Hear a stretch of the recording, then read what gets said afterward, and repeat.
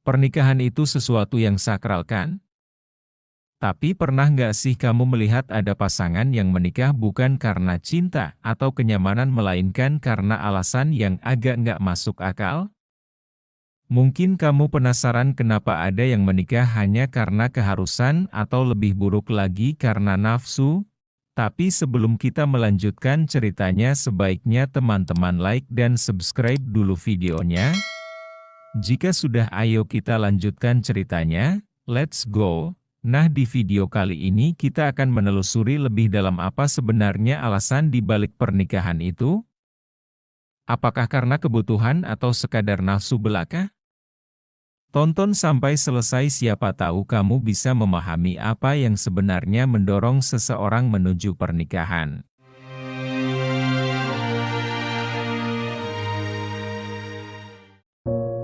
1. Pernikahan sebagai kebutuhan. Apakah ini alasan yang tepat? Pernikahan sering dianggap sebagai sebuah kebutuhan. Baik itu kebutuhan sosial atau kebutuhan finansial hingga kebutuhan biologis. Tapi apa benar menikah hanya karena butuh itu sudah cukup? Coba pikirkan kalau seseorang menikah hanya karena ingin memenuhi kebutuhan, misalnya butuh status atau butuh penerimaan dari keluarga atau bahkan butuh pasangan yang bisa membantu keuangan. Ini artinya pondasi pernikahan tersebut berdiri di atas kebutuhan yang bisa berubah seiring waktu. Bayangin kalau kebutuhan itu sudah nggak ada lagi, apa yang tersisa? Jangan sampai pernikahan yang seharusnya jadi sumber kebahagiaan malah jadi ajang pemenuhan kebutuhan yang dangkal. Ketika kebutuhan sosial atau finansial ini terpenuhi, rasa puas mungkin muncul di awal. Tapi lama-kelamaan hubungan bisa terasa hambar dan datar.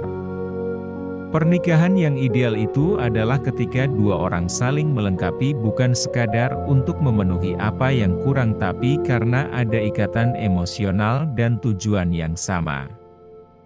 Ketika pernikahan didasari kebutuhan, kamu rentan merasa kesepian meskipun secara materi terpenuhi.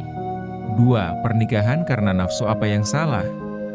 Berapa banyak orang yang menikah hanya karena tertarik pada fisik pasangannya? Atau lebih ekstrim lagi karena dorongan nafsu semata? Kalau kamu menikah hanya karena daya tarik fisik atau ketertarikan sementara, maka pernikahan itu akan sangat rentan hancur. Kenapa? Karena ketertarikan fisik itu sifatnya temporer. Ketika rasa penasaran atau gairah itu memudar, maka ikatan yang tersisa bisa jadi rapuh. Nafsu mungkin bisa menyatukan dua orang untuk sementara waktu, tapi apakah bisa menjaga mereka tetap bersama dalam jangka panjang? Bayangkan kalau pernikahan hanya didorong oleh nafsu. Begitu fase bulan madu selesai, kamu dan pasangan bisa mulai melihat sisi lain yang kurang menyenangkan.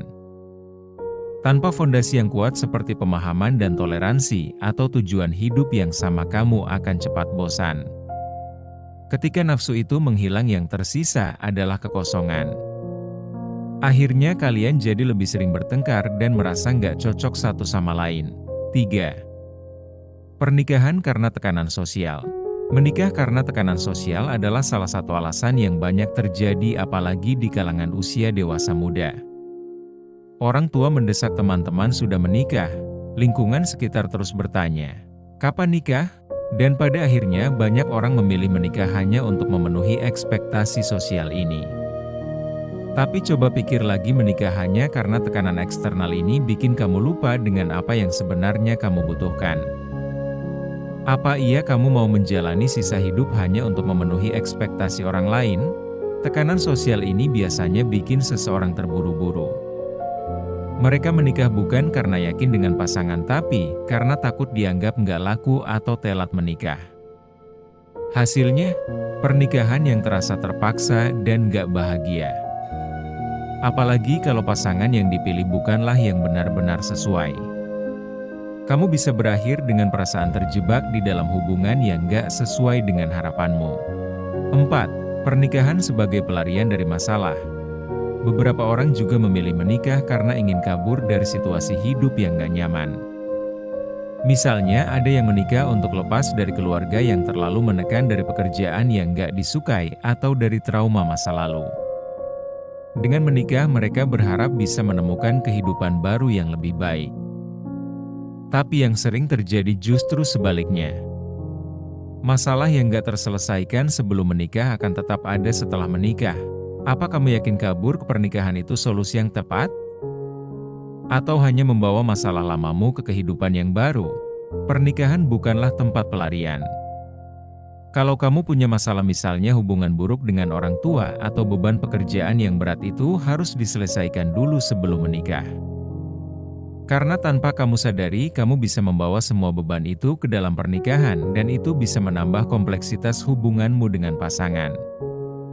Akhirnya pernikahan yang kamu harapkan jadi tempat perlindungan malah jadi sumber stres baru. 5. Pernikahan karena tuntutan agama. Di beberapa kasus banyak juga yang menikah karena tuntutan agama. Misalnya menikah karena takut terjebak dosa atau merasa harus segera menikah untuk menjalani kehidupan yang lebih baik. Memang tuntutan agama untuk menikah itu ada, tapi bukan berarti harus dilakukan tanpa pemikiran matang. Menikah bukan hanya soal menghindari dosa, tapi soal bagaimana kamu bisa bertanggung jawab terhadap pasangan seumur hidup. Jangan sampai ketergesaan karena takut dosa malah membawamu ke hubungan yang berantakan. Kalau menikah hanya untuk menghindari dosa, kamu mungkin cenderung mengabaikan aspek penting lainnya seperti kesiapan mental dan emosional atau finansial. Akhirnya begitu masalah muncul, kamu malah merasa tertekan dan gak bahagia. Pernikahan harusnya membawa ketenangan, bukan menambah beban. Jadi pastikan alasanmu menikah bukan hanya untuk memenuhi tuntutan, tapi karena memang siap untuk menjalani. 6. Pernikahan untuk mendapatkan status. Menikah untuk mendapatkan status, baik itu status sosial, atau status ekonomi, atau sekadar status sudah menikah, seringkali jadi alasan tersembunyi. Misalnya seseorang ingin menikah dengan pasangan yang kaya untuk menaikkan status sosialnya, atau ada yang menikah hanya karena ingin mendapat pengakuan. Tapi coba pikir lagi, apakah status itu bisa membeli kebahagiaan?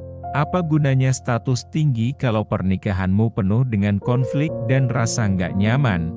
Ketika status menjadi alasan utama, cinta dan komitmen jadi hal yang kesekian. Ini bisa bikin hubungan terasa dangkal dan penuh kepura-puraan.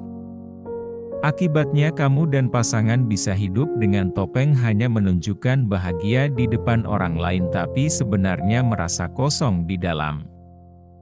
Pernikahan seperti ini hanya menunggu waktu sebelum akhirnya rapuh dan hancur. 7. Pernikahan karena ingin mengontrol pasangan. Pernikahan juga seringkali dijadikan sebagai alat untuk mengontrol atau menguasai pasangan. Misalnya ada yang menikah karena ingin memastikan pasangannya jadi miliknya dan gak direbut orang lain.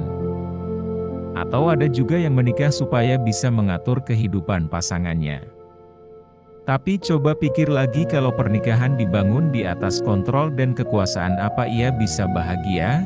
Hubungan yang sehat itu soal kerjasama, bukan soal siapa yang lebih berkuasa. Pernikahan yang dibangun di atas keinginan untuk mengontrol akan sangat rentan terhadap konflik dan manipulasi.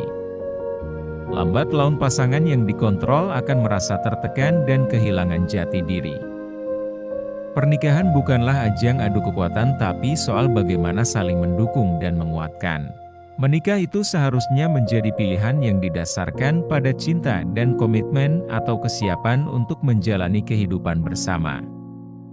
Jadi apapun alasanmu, pastikan itu alasan yang tepat.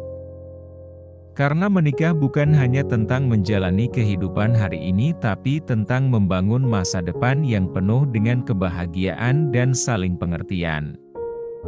Jangan biarkan pernikahanmu hanya didasari oleh kebutuhan atau nafsu sesaat, karena keputusan itu akan berdampak seumur hidup. Jadi apa alasanmu untuk menikah? Coba pikirkan baik-baik sebelum melangkah. Jangan lupa tinggalkan pendapat kalian di kolom komentar, dan sampai jumpa di video selanjutnya.